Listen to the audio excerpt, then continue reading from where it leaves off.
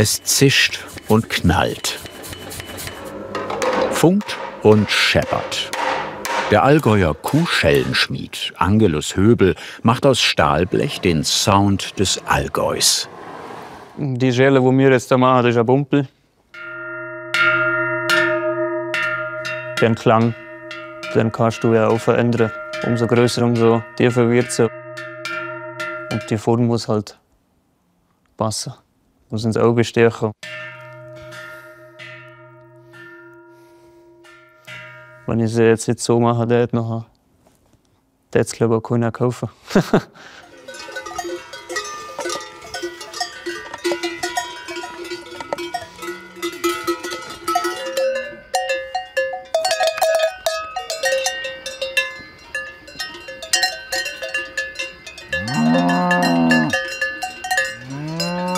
Was wäre das Allgäu ohne Kühe, ohne Rindviecher, ohne Alpen? Allgäu und Kuhschelle gehört auf jeden Fall zusammen. In Bielerdorf im Oberallgäu werden in der Schlosserei Berthele Kuhschellen aus Stahlblech geschmiedet.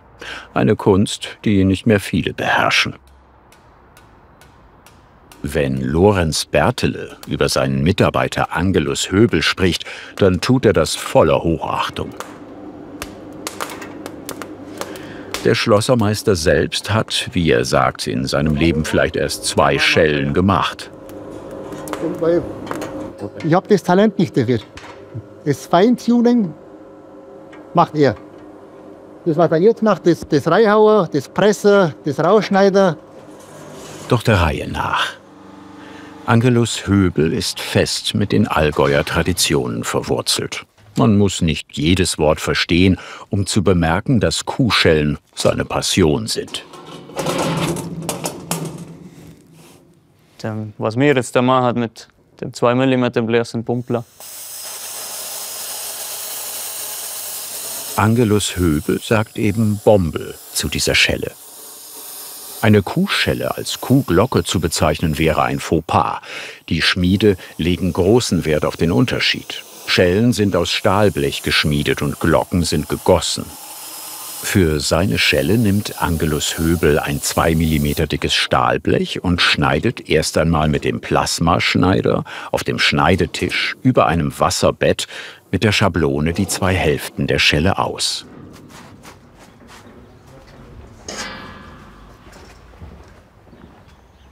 Eine Hydraulikpresse gibt dem Blech die erste Form. Dann das Blech ein, richte es aus, dass es mittig liegt.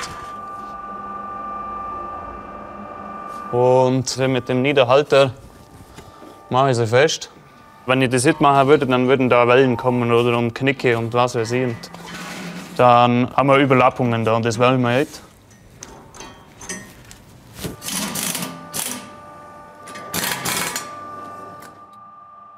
Darum müssen wir den Niederhalter dahin machen und dann drückt es das schön rein und zieht es langsam rein.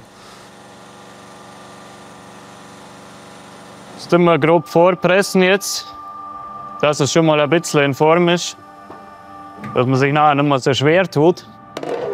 Das Blech soll gleichmäßig über den Stempel Druck bekommen. Darum legt Angelus Höbel den Mond ein. Ein Hilfswerkzeug, das das Blech im vorderen Bereich formt. Dann kommen schon die ersten Hammerschläge.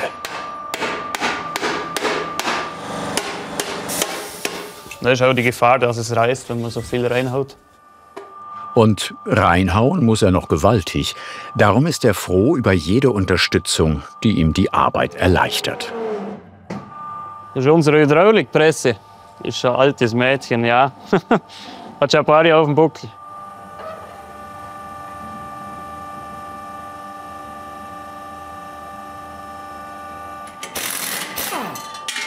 Jetzt sieht man schon einmal, was es werden könnte. Doch so leicht macht es sich der Kuhschellenschmied nicht. Rund 10.000 Hammerschläge wird er von Hand machen, bis die Schelle so ist, wie er es möchte. Daher nimmt er die Unterstützung der alten Dame zu Beginn seiner Arbeit gerne in Anspruch.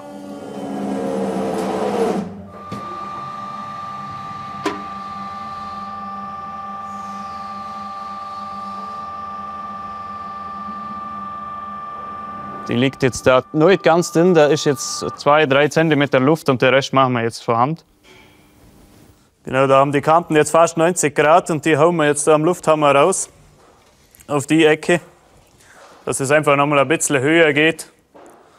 Und wir kommen dann ein bisschen tiefer nochmal rein, weil dann kann ich nochmal pressen, dann geht es einfach nochmal leichter rein. Dann kommt der Kollege der alten Dame zum Einsatz, ein Lufthammer. Viel Luft und viel Hammer.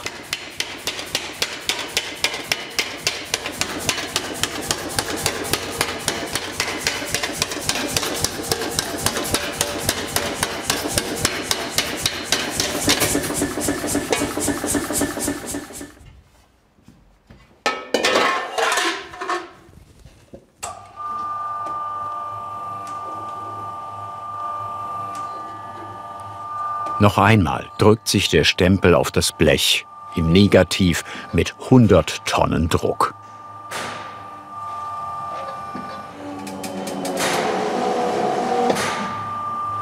Angelus Höbel macht große Zugschellen für Festumzüge und kleinere Weideschellen, die die Rinder auf den Almen tragen. Die Schellen sind eigentlich eine Anschaffung für die Ewigkeit und halten ein Leben lang. Je nachdem, was du mit der machst. Die kleine Schelle, ja, kann sein, dass es mal, je nach Stück, wo es anhat, mal reißt oder kann auch gut gehen. Es kann auch 100 Jahre gut gehen, es kann auch nach 3 Jahren. Also, haben wir nicht in der Hand, aber wir schauen, dass sie möglichst lang hält. Angelus ist der Schellenbeauftragte in der Schlosserei Berthele. Wenn man jährlich von Oktober bis Ende Mai Schellen macht, dann sollte einem die Arbeit schon Spaß machen. Ja, muss, sonst wird es nichts, oder? Das ist wie bei jeder Arbeit. Generell Schmiede gefällt mir eigentlich. Das Warmmachen, Form verändern. Er nennt es Warmmachen. Wir würden sagen, er macht es heiß. Ja, heiß ist, wenn es schon verbrannt ist. Also Schmied redet immer von warm, von Wärmen, genau.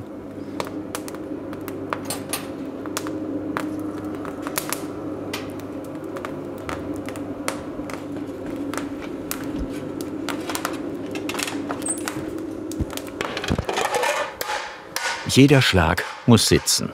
Eine Präzision, die er lange geübt hat. Schlag ist nicht gleich Schlag. Es kommt gar nicht so sehr auf die Kraft an. Es braucht Rhythmus und handwerkliche Technik, damit aus dem Stahlblech eine Schelle wird. Da verbrennt von der neuen Kohle die Schwefel, darum raucht es so. Das ist eine Schmiedekohle, Steinkohle, ja. Die erreicht ziemlich hohe Temperaturen und hält halt ziemlich lang, darum ist die gut zum Schmieden. Angelus Höbel sieht an der Farbe, welche Temperatur sein Blech hat. Dann schwingt er wieder den Hammer. Ist das Metall nicht mehr warm genug, kommt es zurück in die Esse. Und wir bearbeiten kannst, wenn es eine Farbe hat, sagen wir mal Kirschrot bis Orange, das sind so 1300 Grad. Das ist perfekt zum Bearbeiten. Beim Schmieden mit dem Hammer im glühenden Zustand blättert durch den Hammerschlag eine Oxidschicht ab. Das ist Zunder. Das war ja blank das Blech. Jetzt wird es blau. Durch das Warmmachen entsteht Zunder und der rieselt ab. Der Schmied teilt sein Werkstück in 8 Bereiche ein und wärmt Segment für Segment in der Esse. Wir bringen nie die ganze Schelle warm. Darum machen wir das schrittweise. Vor rund 20 Jahren wurde nach einer längeren Pause bei den Bertheles die Tradition des Kuhschellenmachens wieder aufgenommen. Seither ist das die Winterarbeit in der Schlosserei. Und es braucht immer Mitarbeiter, die die Aufgabe mit Leidenschaft betreiben. Mein Obergesell, der hat das so ein bisschen ins Leben gerufen wieder. Der hat auch die Form gemacht und der hat mir das so gezeigt. Ja. Als Lehrling hilft mir halt ein bisschen. So bin ich dann dazugekommen. Der Angelus betreibt es mit sehr viel Hingabe. Da muss man schon eine Freude dran haben, um die Arbeit zu machen, weil, wie gesagt, es ist schweißtreibend. Es ist körperlich eine schwere Arbeit. Und ohne, dass man da Freude dran hat, das zu machen, macht man das nicht tagelang, wochenlang.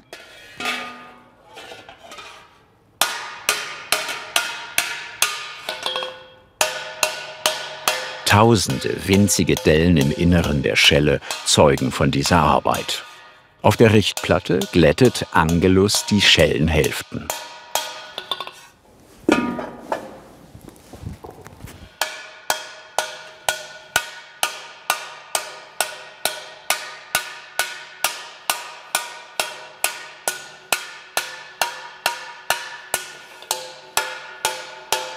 Wenn ich fertig mit Glätten bin, dann muss ich es in eine Form bringen, weil durch die ganzen Schläge zieht sich alles zusammen.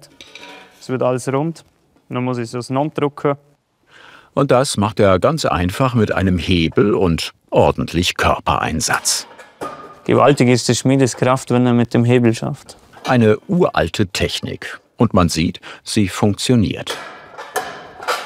Heute wie damals.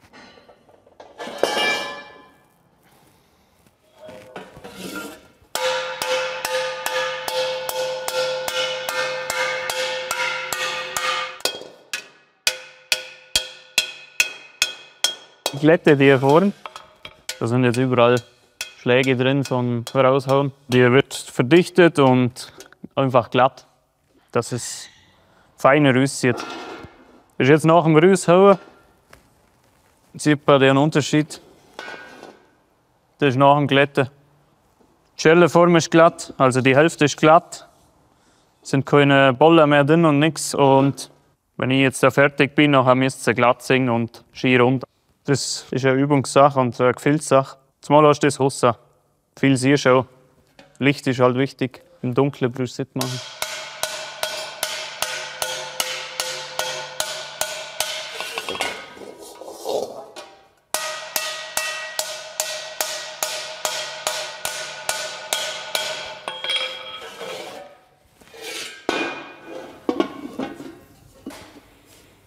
Angelus reißt die Schnittkanten an und entfernt die unebenen Ränder.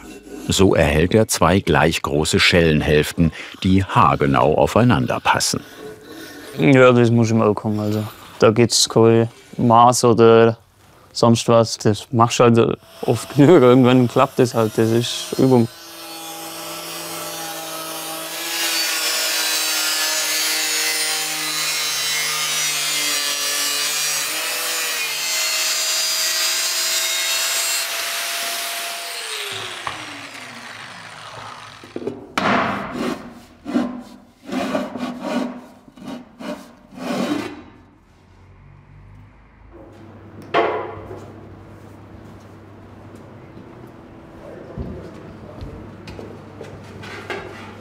Wenn ich eine Kuhglocke kaufen möchte, sage ich, ist bei uns fehl am Platz.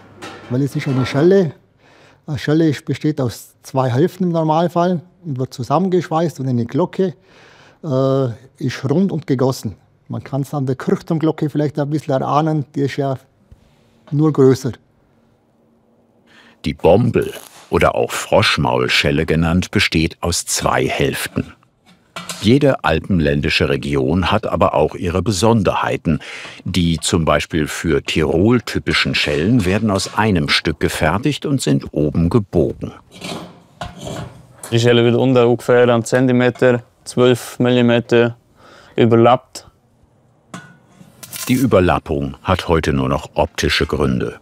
Die Form stammt aus der Zeit, als es noch keine Schweißgeräte gab. Dann hat eine Niete an der Überlappung die Schellenhälften zusammengehalten.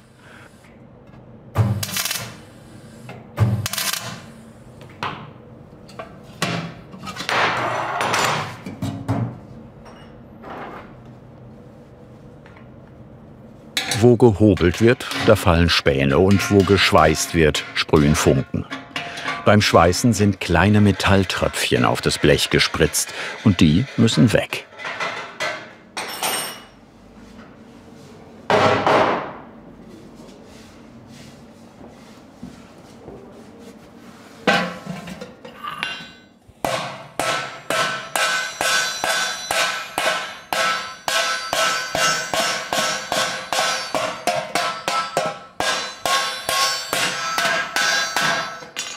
schaue ich, dass die unten schön überlappen. Da setze ich jetzt da einen Hefter. Und dann schaue ich, dass das schön rund überläuft. Weil Ecken gehören da halt hin. Die Ecken bekommt er am Horn des Amboss gut raus.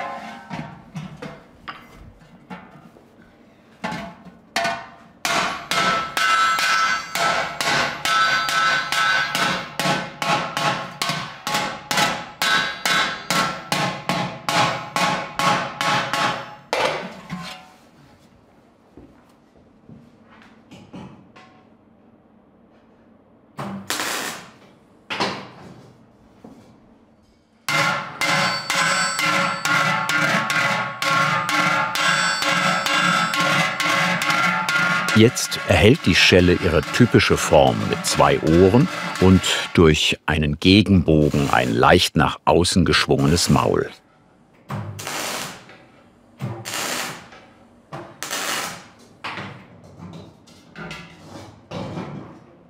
Sieht man jetzt so einen Gegenbogen. Genau, das ist halt auch eine optische Sache, wenn man das jetzt so anguckt. Anstatt es eben anläuft, macht es halt so eine rundere Form. Und gefällt mir halt besser. Und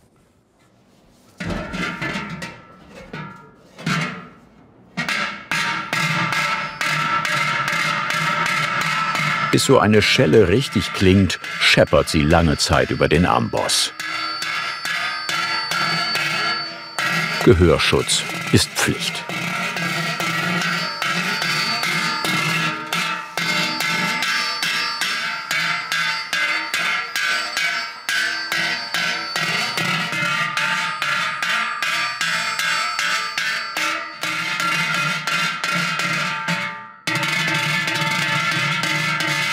so sieht eigentlich ein Bumpel aus und so will ich es auch machen. Und darum machen wir es auch so, weil alles andere wäre Mist.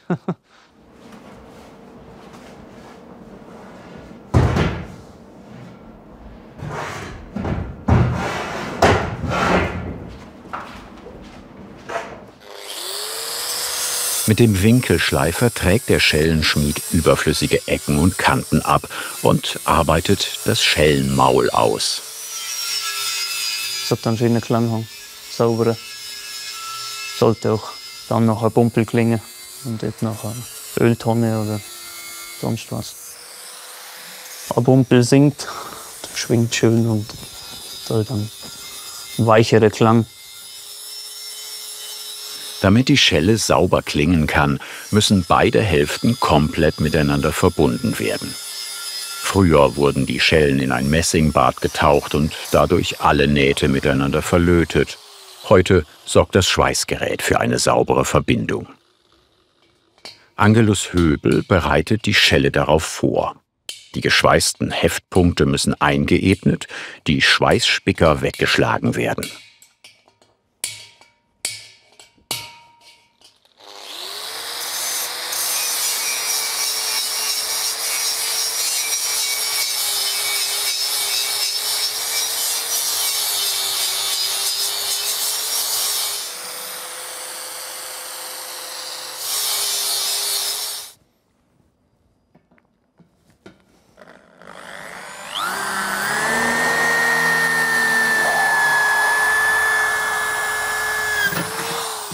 Angelus setzt an die Seiten noch die 2 Nieten in die Überlappung.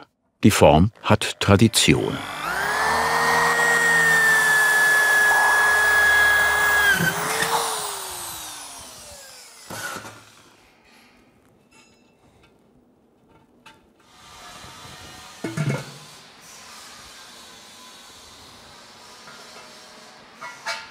Nach dem Heften tun wir noch Nieten hinhauen. Das ist eigentlich bloß Aussehen. Früher hat man sie reingemacht, wo man nicht schweißen hat können, hat man die hingehauen, dass es unten zusammen hat. Aber heutzutage brauchst du es eigentlich nicht.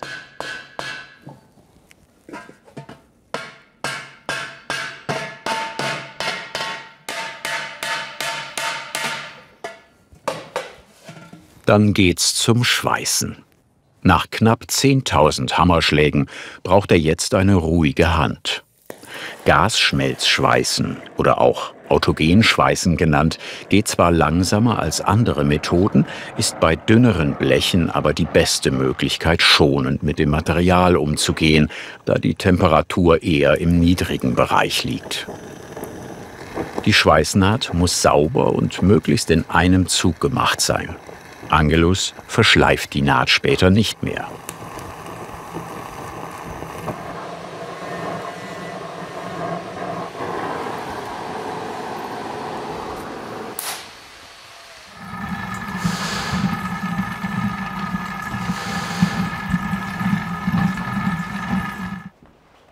Angelus fertigt den Bügel, an dem der Klöppel aufgehängt wird.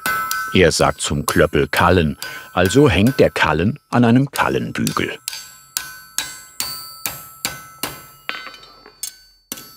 Der wird aus einem 10er Rundstahl wird gemacht. Je nach Schellengröße wird der halt auf die Proportion von der Schelle wird der halt gemacht. Wenn ich jetzt eine 18er Schelle habe, dann mache ich halt den Kallenbügel auf 18.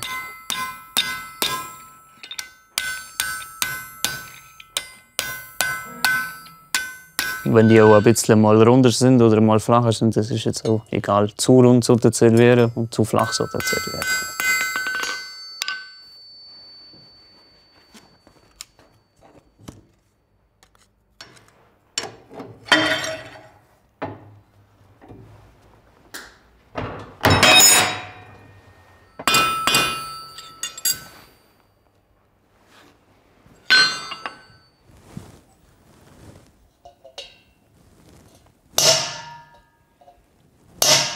Die Löcher für den Kallenbügel fehlen noch. Angelus markiert die Bohrstellen.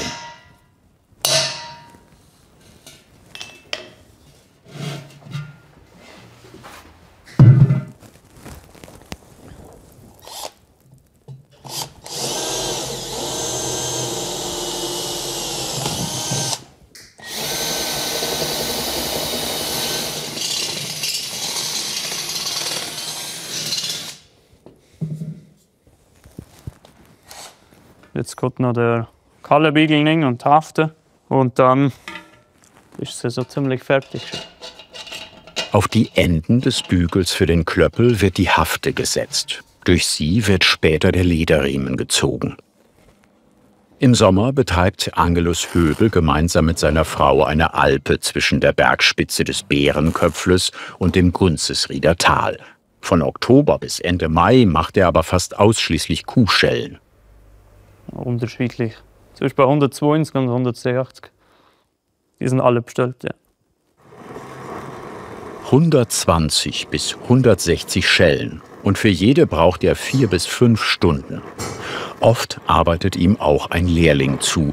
Ihm gibt er sein Kunsthandwerk weiter.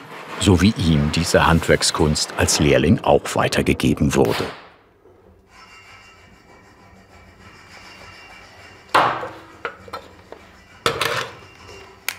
Ich wundere mich selber, es sind ja tausende Schellen im Allgäu vorhanden.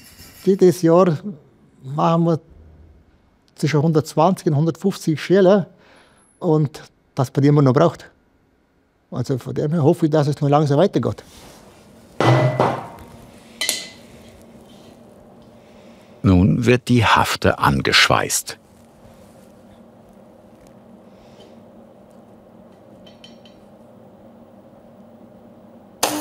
Kuhschellen schmieden ist eine harte Arbeit. Kuhschellen, ja, ist eine schöne Arbeit halt. So, wenn du zufrieden ins Bett flackern kannst, dann ist das doch eine Sache.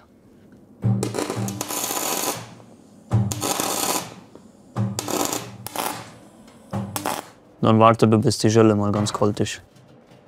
Und dann wird das Maul verhauen. Durch das Schweißen wird es wieder ein bisschen verzogen, dann machen wir wieder alles rund und schön und dann wird die Niete auch in die Form gebracht.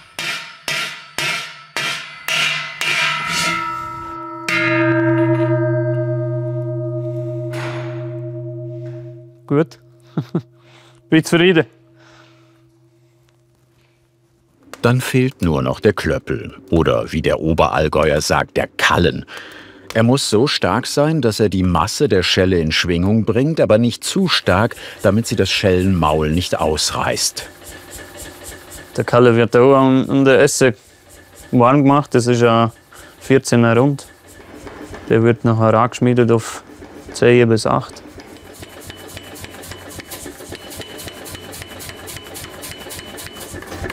Auf der Alm werden Rindern seit Jahrhunderten Schellen um den Hals gehängt. So ist die Herde auf den weitläufigen Weideflächen besser zu orten. Sollte sich ein Tier verlaufen oder sich im Nebel von der Herde getrennt haben, findet es der Kuhhirte durch das Geläut leichter wieder. Bis heute haben die Schellen also eine wichtige Funktion.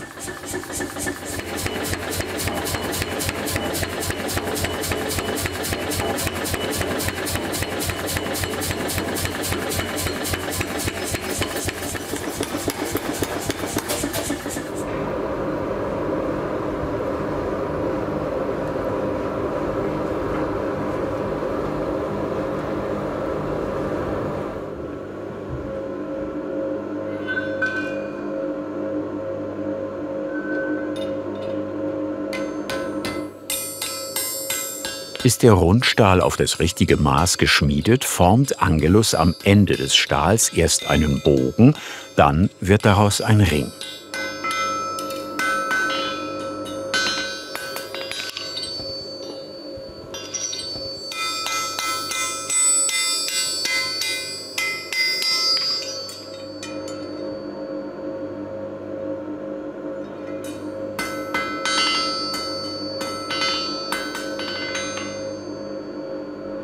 Weideschellen werden schon seit langer Zeit den Tieren umgelegt. Ein bronzenes Fundstück aus den Allgäuer Bergen liegt im Heimatmuseum in Oberstdorf und lässt die Vermutung glaubhaft werden, dass schon die Römer ihren Tieren Schellen um den Hals gehängt haben.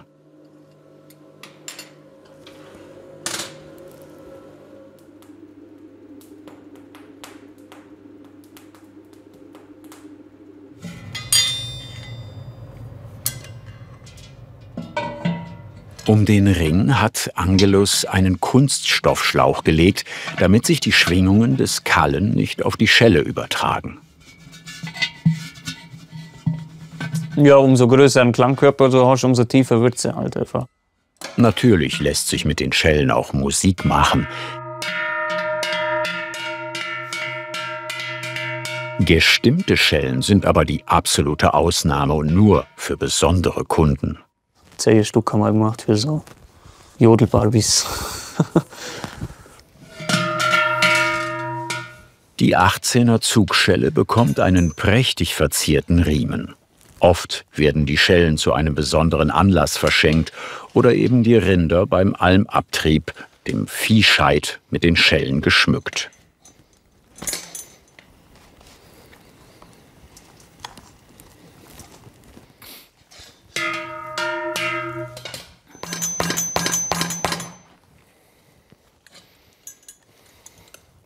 Der Lackieren ist der letzte Schritt, den wir machen. Nachher ist sie fertig. Lackiert wird mit einem ganz gewöhnlichen Autolack.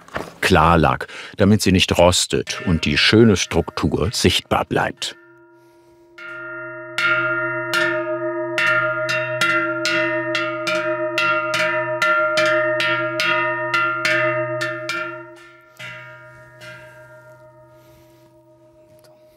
Die sind normal im Herbst, werden die gewaschen, aufgehängt, geschmiert und dann sind die wieder Gericht für nächstes Jahr. So eine Schelle ist schon etwas Besonderes. Die Schellen der Berteles kosten zwischen 110 und 450 €, je nach Aufwand und Ausführung. Für die einen sind die Schellen ein Dekorationsobjekt. Angelus Höbel dienen die Schellen im Sommer als Kuhhirte beim Gang über die Weiden als Orientierungshilfe. Tracking wie vor 100 Jahren. Wie auch immer eine Schelle eingesetzt wird, sie steht für die alpenländische Tradition und sorgt für den typischen Sound des Allgäus.